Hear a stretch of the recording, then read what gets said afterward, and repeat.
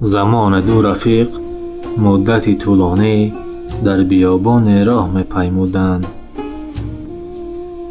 روز میان آنها بحث و جنجال به عمل آمد و یکی از آنها در سر جهل دیگر را یک ترسکی زد.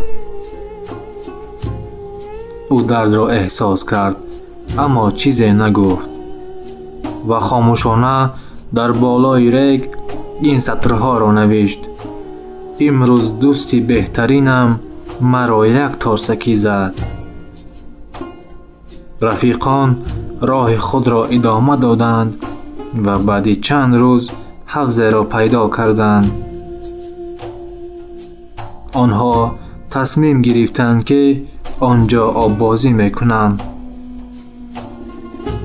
آن نفری که شلاق خورده بود قریب بود در آن آب غرق میشد و دوستش او را نجات داد.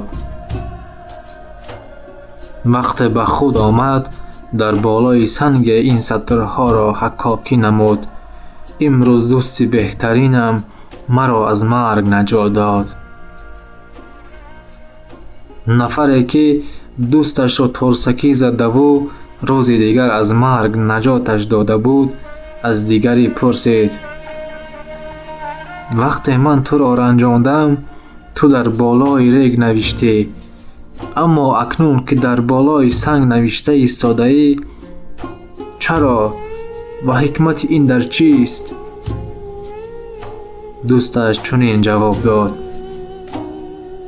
وقتی یگان نفر ما را می رنجاند ما باید آن را بالای ریگ نویسیم تا که باد آن را تازه کرده تواند.